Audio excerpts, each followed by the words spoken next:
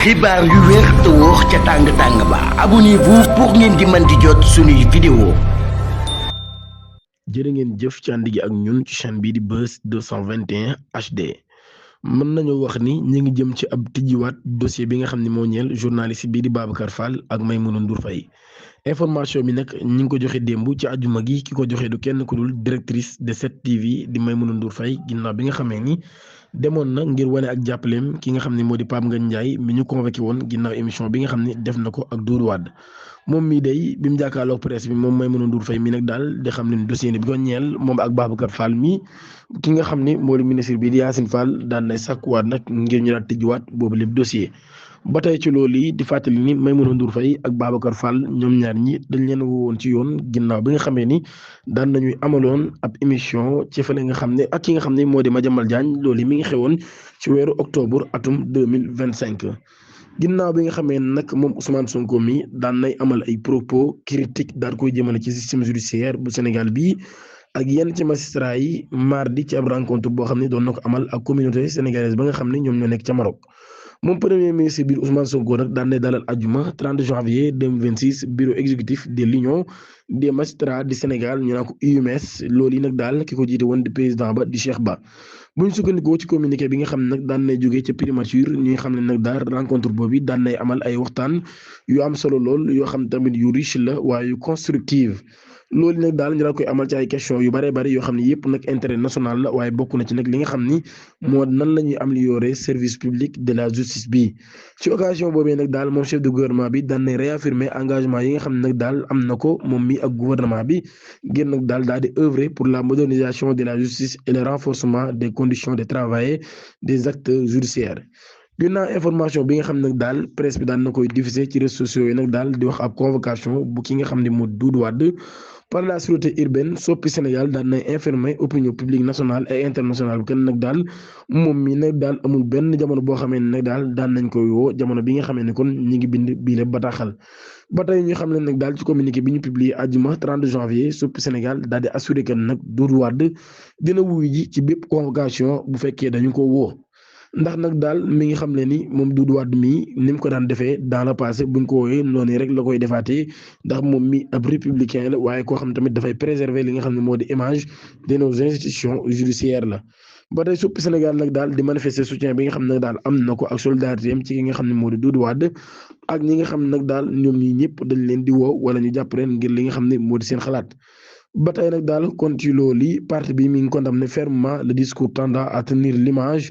de Doudou Wade considéré comme un digne fils du Sénégal. ba tey ci loolu Suppi Sénégal mi ngi déplorer la convocation du journaliste Pape Ngagne Ndiaye di réaffirmer attachement bi nga xam ni am nañ ko ci liberté d'expression et liberté d'opinion au Sénégal waaye tamit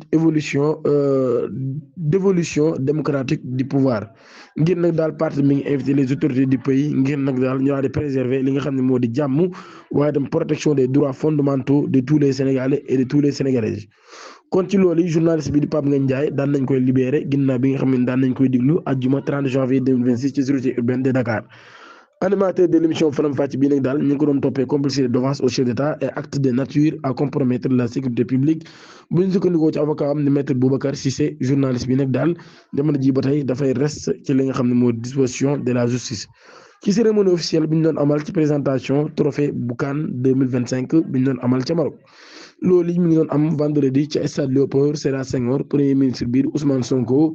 daan na exprimer ci question bi nga xam ne nag daal ñi ngi ko doon wax ci terrain yi nga xam ne nag dañ ko attribuer li nga xam ni moo di joueurs yi rawatina nag daal bi ñu joxe woon ci jamonoy Macky Sall ci atum 2021.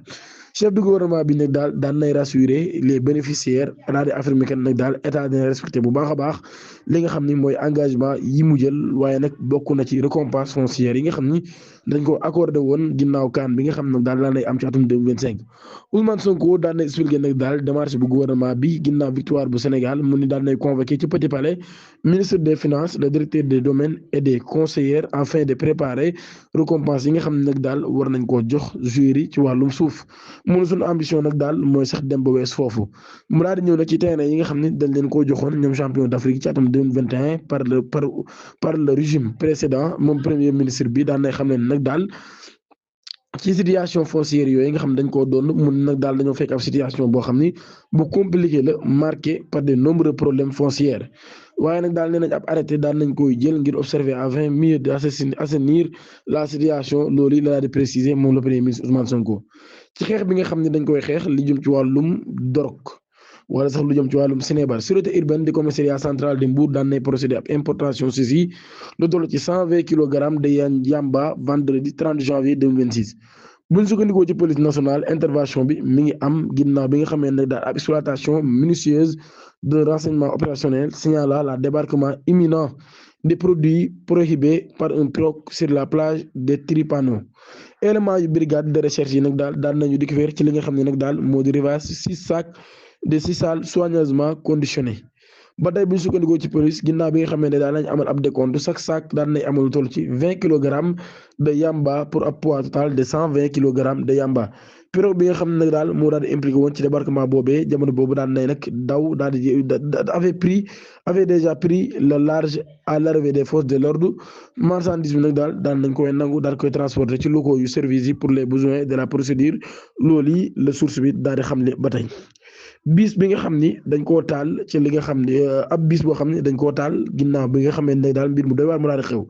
ajjuma ginnaaw bi nga xamee ni midi daal nay jot bi 16h jotee ab bis bu ligne 27 moom mi moo daal di percuté ab moto Jakarta ci autoroute bi ginnaaw bi nga xamee ne nag daal mooy pont Seyda Mariama Niass.